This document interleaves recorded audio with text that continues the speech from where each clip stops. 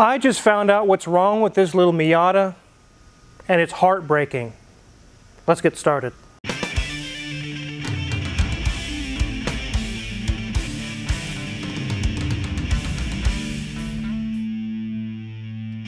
This is a 1995 Miata, and these have gotten really popular lately. Actually, they've been popular for quite a while, but they really are popular now. They're really great on a track. They handle really well. They're very desirable, and they don't cost 50 and 80 and 100 grand to get a nice handling, kind of a sports car. You can get them for 10 grand. This one's been on the track several times. I don't think that factory spec museum quality is what this customer is going for. They use this thing for, I don't know if they do racing or what they do with it. It has some custom mods on it, but he brought it here. He's like, it just runs horrible. It has no power, it won't idle. Something is wrong with this engine. He's like, I'm gonna leave it to you guys. I know this is the right place to find out the answer. He's like, I don't know if I'm gonna like the answer, but I know I'm going to find the answer by bringing it to Omega. And we definitely have found the answer. Let's take a look around this thing, then we'll open the hood and start diving into what is wrong with this. There's the front of this little cute Miata. You can see that it's been lowered. It has the tires actually up into the wheel wells.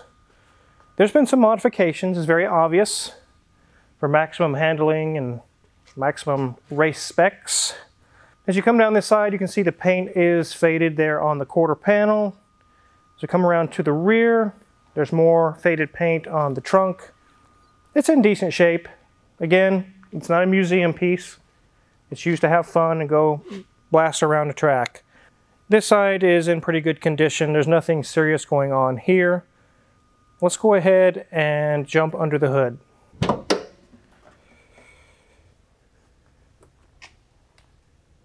As we can see, there's some minor modifications here and there. It's got some headers on it on the side of the engine. You can see we have a few things apart when we were doing our testing. There's some wiring that's splayed open. We found some melted wiring there, which is not the cause of his issue. And we have a coil rad aftermarket radiator on there. There's some modifications to this thing. So we've gone through and checked the airflow sensor. We checked for various other electrical issues. You saw there's some melted wiring there. We noticed that when we were checking for codes, being that this is OBD1, you have to jump 2 pins and get the codes. You know, you guys kind of know the rigmarole there.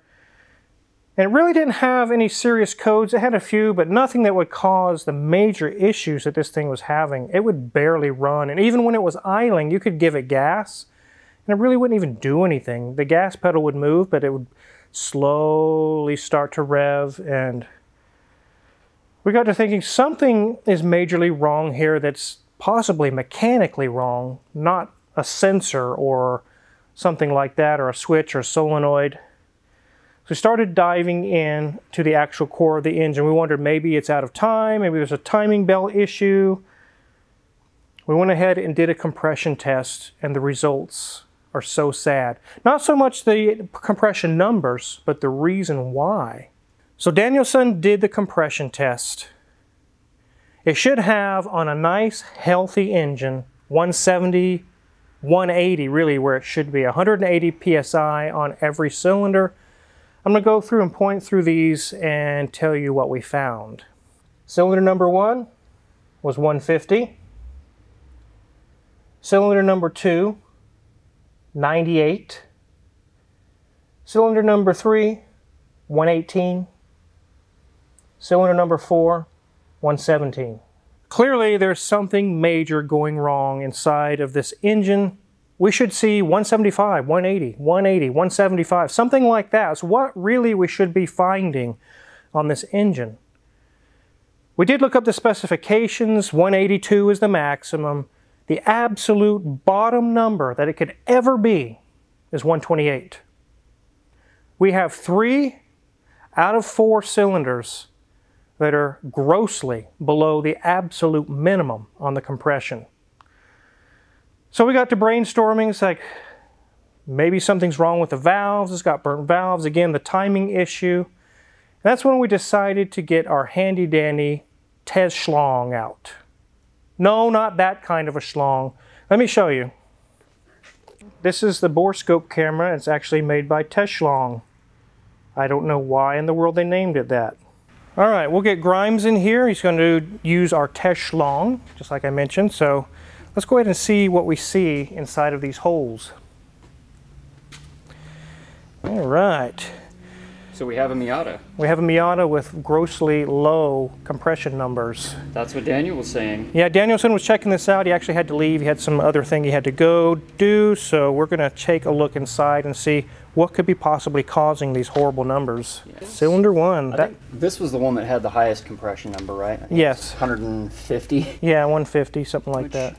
Is the only one that was actually in spec. All right. Well, first thing that's really noticeable is got some vertical scoring on the cylinder wall there. It looks like they honed it with a cinder block. Or a brick. Oh my goodness. Oh, look at that. And that is concerning. That almost looks like a crack in the sleeve there. Looks like the liner is cracked or something. And you see where the piston rings are wearing against the high spots there. Mm-hmm. Yeah. Oh, that's not good. All right, let's go to number 2. Right. That was the one that had the lowest compression. I think it was 100 psi. Yeah, like 98 or so. It was some really small. Way out of spec. All right. Well, continue the trend with some more vertical scoring there. Look at that scuff. Yeah. That's not good. A ton of carbon in the combustion chamber. That's ton of carbon. That's right. Check out number 3. There. Oh wow, yeah, you can see it's like Wolverine scraped the sides. Oof. Yep. Yeah. You can see down there. Oh, yeah, there it is. Oh my goodness. Yeah. Ooh. That cylinder wall's destroyed. And one more to go. Oh, look at that. Nice dark line down the middle. Yeah.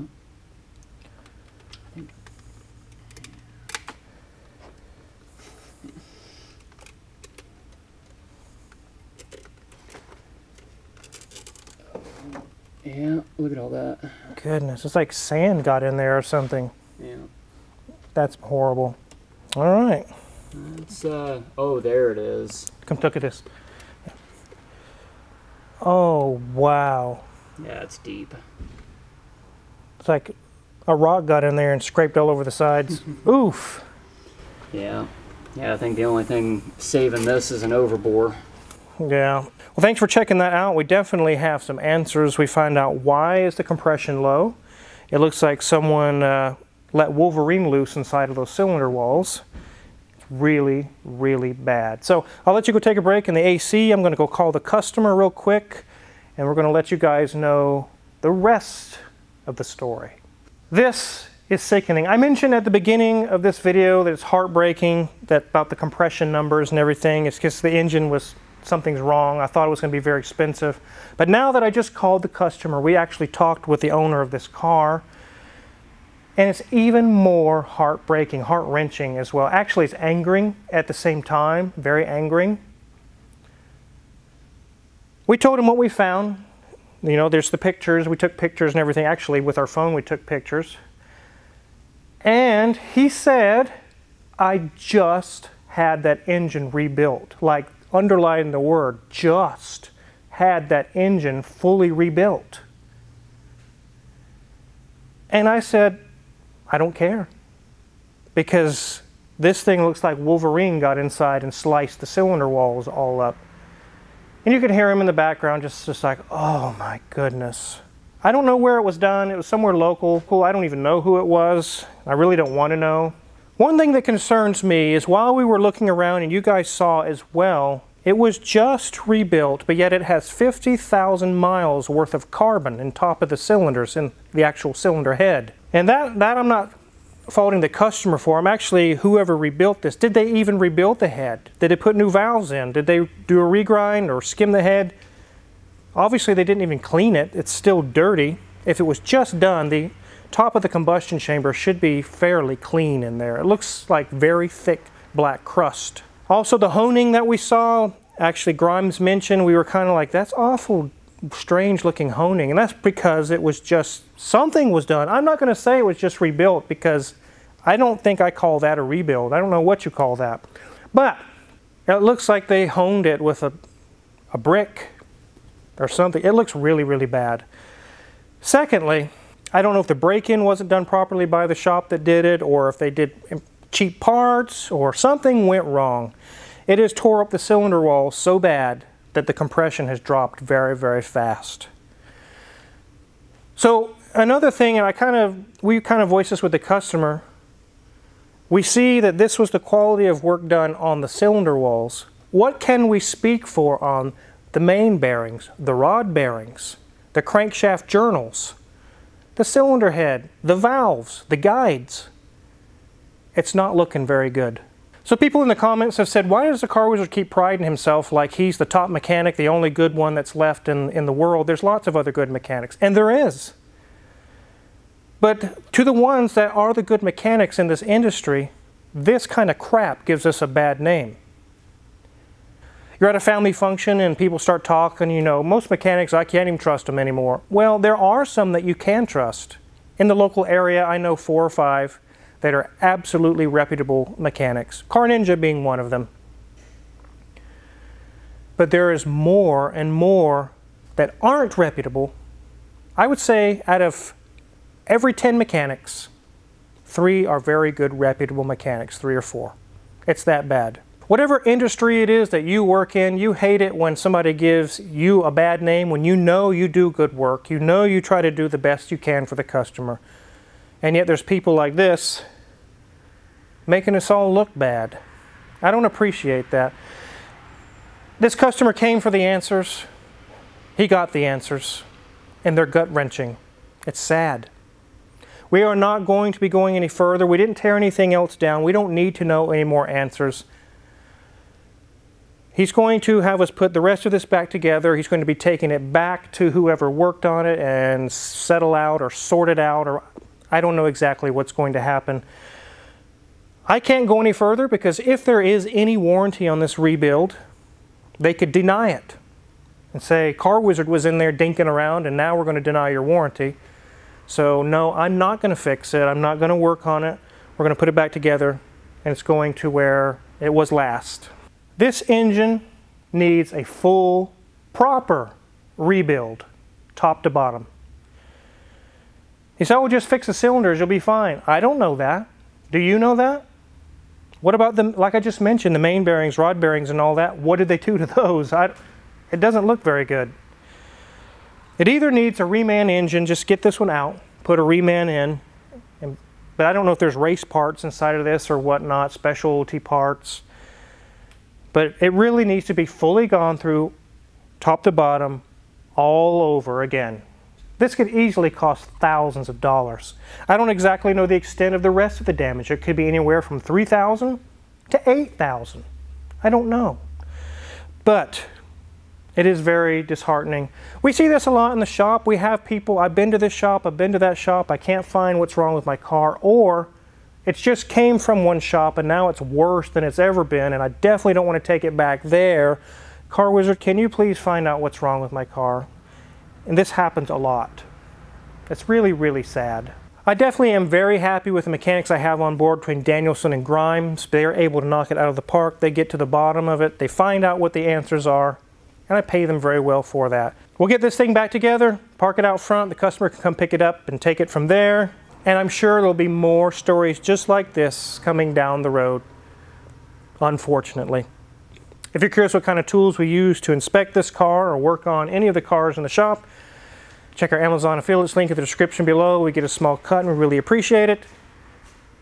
Make sure to click the link below for Mrs. Wizard's Ways to check out Mrs. Wizard's channel. She has her own channel now there with all kinds of really good content. You definitely want to go check that out. And also hit the subscribe button for this channel because I just made a purchase that might be showing up on Friday, which means another video for you guys. Thanks for watching.